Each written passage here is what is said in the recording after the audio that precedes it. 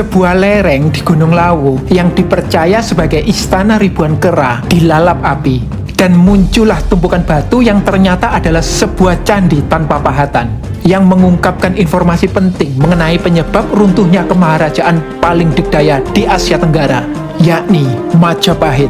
Oke teman-teman, kita masih di Indonesia, tepatnya di Jawa Tengah. Dan candi yang kita kunjungi dibangun kira-kira bersamaan saat Laksamana Cheng Ho memimpin pelayaran keliling dunia dengan ratusan kapal hingga mencapai pantai timur Afrika. Yuk, kita ke sana.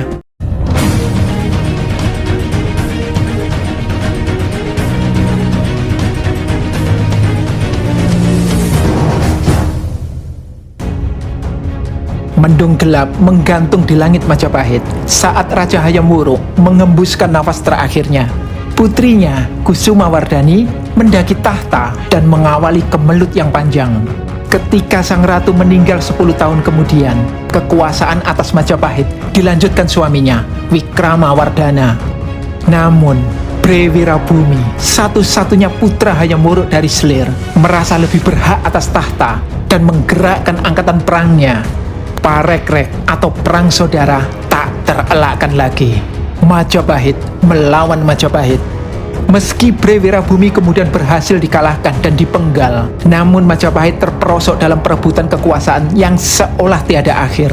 Hingga kemaharajaan ini pun mengalami kemerosotan. Di masa inilah beberapa candi di lereng Gunung Lawu dibangun. Salah satunya Candi Ketek. Yuk, kita mulai menelisik. Untuk memasuki Candi Ketek, kita harus masuk ke kompleks Candi Cetha. Dan atribut tambahan ini wajib digunakan, karena candi-candi ini masih digunakan untuk beribadah. Telisik Candi Cetha sendiri dapat Anda tonton nanti pada link di atas atau di deskripsi. Nah, pintu ke Candi Ketek ada di teras ketujuh Candi Cetha. Asiknya, ada banyak penjual makanan dan souvenir di sini. Sebenarnya, perjalanan dari Candi Cetha menuju Candi Ketek agak jauh. Namun, tidak akan terasa karena kita disuguhi pemandangan alam sekaligus udara yang segar. Siapkan stamina bagi yang tidak terbiasa hiking karena jalannya menanjak. Jalan ini juga salah satu jalur pendakian ke puncak Gunung Lawu. Oke, sampailah kita di Candi Ketek. Yuk, kita mendekat. Candi Ketek jarang dikunjungi bila dibandingkan dengan tetangganya yang lebih terkenal, yakni Candi Cetha dan Candi Soko. Mungkin karena lokasinya agak tersembunyi. Namun, justru kesunyian inilah yang membuat suasana semakin syahdu. Candi Ketek menghadap ke barat dan terdiri dari beberapa teras.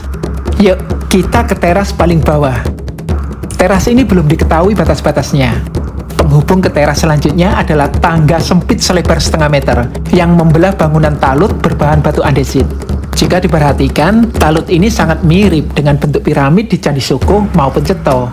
Namun, jika piramid di Candi Soko dan Candi Cetha terletak di teras teratas atau yang paling suci, piramid di Candi Ketek ada di bagian terbawah. Karena terdapat larangan menaiki tangga untuk mencapai teras selanjutnya, kita harus melalui jalan berbatu di samping candi. Ini teras kedua. Meski terlihat kosong, di sini terdapat sisa bangunan yang mengapit jalan menuju tangga. Sama seperti sebelumnya, teras di ketinggian ini pun dibatasi talut batuan andesit yang menghubungkan ke teras selanjutnya. Terdapat tangga sempit di tengah talut. Yuk, naik ke teras berikutnya. Teras ketiga terlihat lebih sempit. Di sini pun terdapat sisa bangunan yang mengapit jalan menuju tangga. Ada beberapa batuan boulder yang cukup besar. Bangunan selanjutnya terdiri dari beberapa teras sempit yang dibatasi talut batu. Talut-talut ini pun dibelah oleh tangga-tangga sempit yang ditata tanpa pengunci. Sebaiknya teman-teman tidak menaiki tangga-tangga ini ya, untuk menjaga kelestariannya. Nah, akhirnya kita sampai di teras puncak. Jika mengacu pada Candi Soko dan Cetha, maka seharusnya di sini dulu terdapat bangunan dari bahan organik sebagai sarana pemujaan. Yang ada saat ini adalah altar buatan baru. Namun, hal ini bisa dipahami karena sebagaimana candi-candi di lereng Gunung Lawu, candi ini pun masih aktif digunakan untuk beribadah. Candi Ketek tidak dibekali inskripsi apapun yang memberitahu kita fungsi ataupun tanggal pembangunannya. Candi ini polos tanpa relief naratif. Sebetulnya, dalam ekskavasi tahun 2005 oleh BPJB Jawa Tengah, ditemukan arca kura-kura di bawah tangga pada teras pertama. Meski arca tersebut tidak terlihat lagi sekarang, data tersebut cukup memberi kita gambaran. Karena arca kura-kura sejenis juga banyak bertebaran di komplek Candi Cetho dalam berbagai ukuran. Sehingga dengan mempertimbangkan kesamaan gaya pengarcaan, juga struktur bangunan candi secara keseluruhan dengan Candi Cetho, sejarawan menduga Candi Ketek dibangun dalam kurun waktu yang sama dengan Candi Cetho, yakni sekitar abad ke-15 hingga ke-16 Masehi. Kura-kura sendiri seringkali dihubungkan dengan kisah Samudra Mantana, yakni pengaduan samudra dalam khasanah Hindu.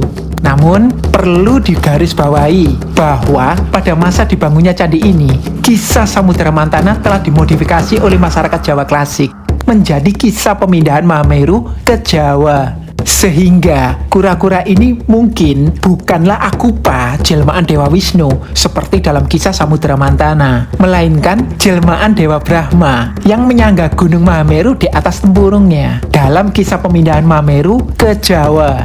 Belakangan, kura-kura ini disebut bedawang dan masih dikenal di pulau lain seperti Bali, bahkan diserap dalam pewayangan Jawa zaman Kesultanan.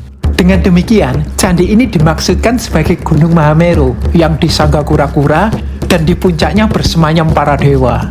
Selengkapnya mengenai mitos kura-kura raksasa yang memanggul Mahameru dalam kisah Samudra Mantana versi Jawa bisa diklik nanti pada tautan di atas atau di deskripsi. Nah, penemuan Candi Ketek pun menyimpan kisah yang menarik. Kendati para peneliti Belanda yang mengobservasi Gunung Lawu pada tahun 1842 telah menemukan candi ini, entah mengapa penelitian tidak berlanjut dan candi ini lenyap tertimbun lebatnya hutan. Bahkan, menurut cerita penduduk, lokasi ini dihuni kawanan kera yang karena saking banyaknya membuat para pencari kayu takut mendekat. Dari situlah nama Ketek yang berarti kera disematkan. Hingga terjadilah kebakaran hutan yang menyibak keberadaan candi ini.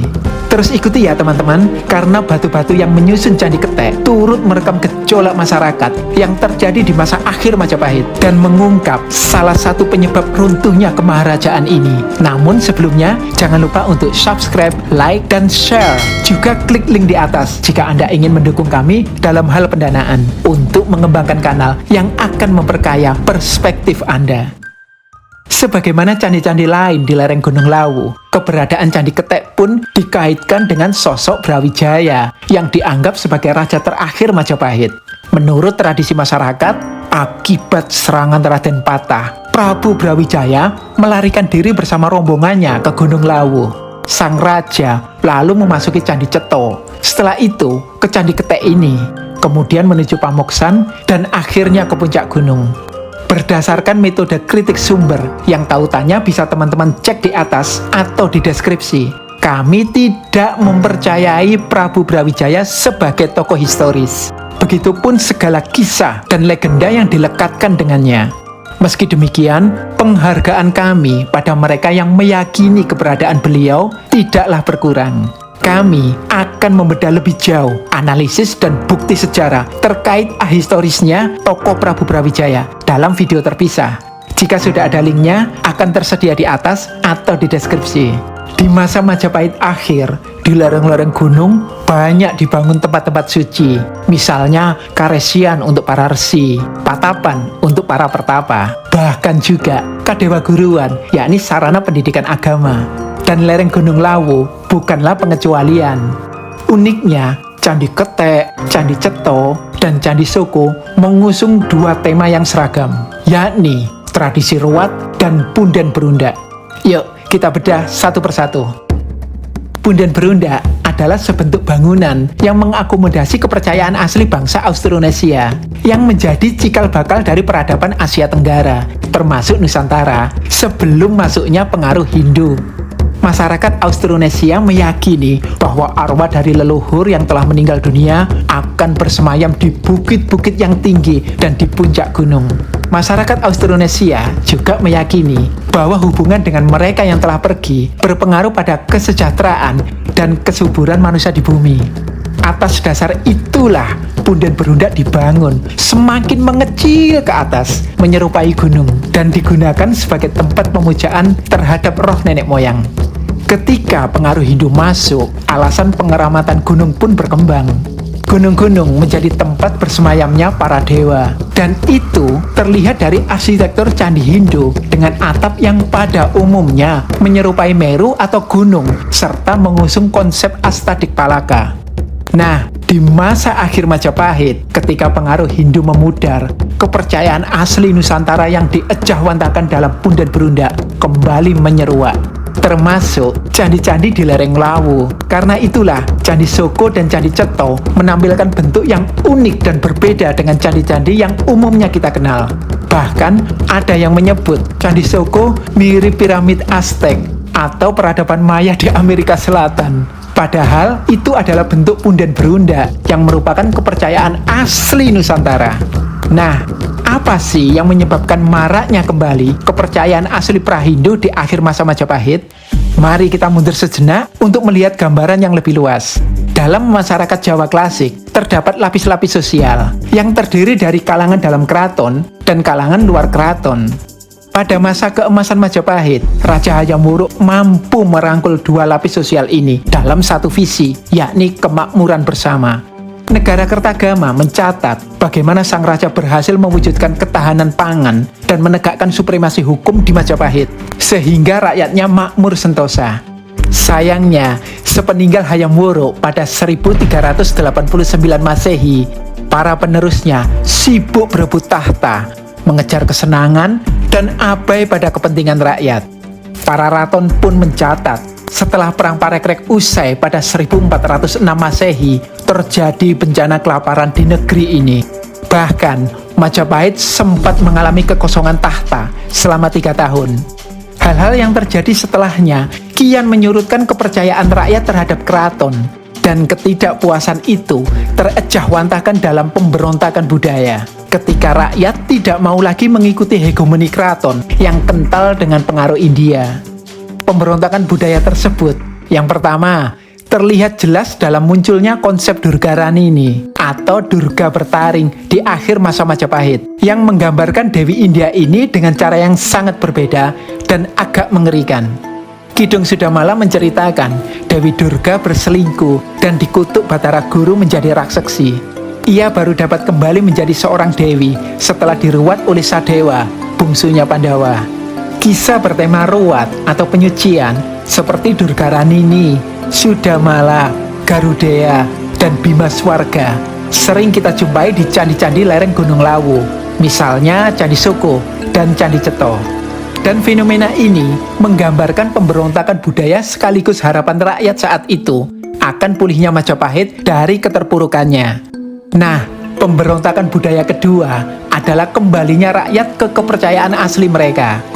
Di awal abad ke-16, Tommy Pires mencatat dalam Suma Oriental bahwa bersamaan dengan menguatnya pengaruh Demak di wilayah pesisir utara Jawa dan memuncaknya ketidakpuasan rakyat pada penguasa karena lahan-lahan mereka direbut, lebih dari 150.000 orang menjadi pertapa dan tinggal di gunung-gunung seumur hidupnya.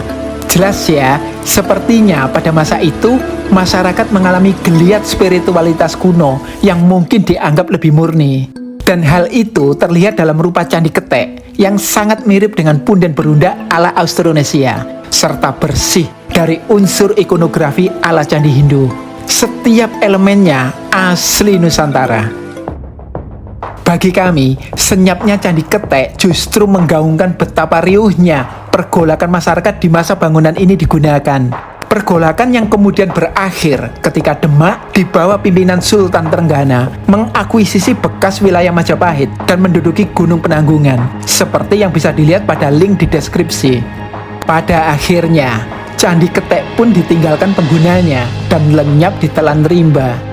Namun, kisah panjang yang melingkupi candi ini memberi kita gambaran bahwa Majapahit, kemaharajaan besar itu, mulai meniti kehancurannya ketika para penguasanya mulai berebut tahta, mementingkan diri sendiri, dan mengabaikan kesejahteraan rakyat. Dan ketidakpuasan rakyat terhadap penguasa adalah momen yang dimanfaatkan musuh-musuh Majapahit untuk berkoalisi dan memberontak. Dan ini adalah sesuatu yang harus kita waspadai pula di masa kini. Pemerintah yang mau belajar sejarah akan bekerja sungguh-sungguh demi menyejahterakan rakyat dan meraih kepercayaan mereka. Namun, di sisi lain, rakyat yang melek sejarah akan mendukung dengan apa yang ia bisa dan berhati-hati dalam menyikapi setiap ajakan tendensius untuk tidak puas terhadap pemerintah. Karena berbeda dengan zaman Majapahit akhir, di mana ketidakpuasan rakyat didasarkan pada alasan dan keadaan nyata, kita sekarang hidup di masa ketika ketidakpuasan pada pemerintah dapat dirancang dan diembuskan oleh media demi agenda politik tertentu. Maka, marilah kita dengan bijak menyaring dan memilah setiap informasi, serta berkarya sebaik mungkin bagi kemajuan negeri dengan apa yang kita bisa, agar Nusantara yang diwariskan Majapahit bagi kita tidak ambruk seperti kerajaan itu, namun tetap jaya hingga ribuan masa.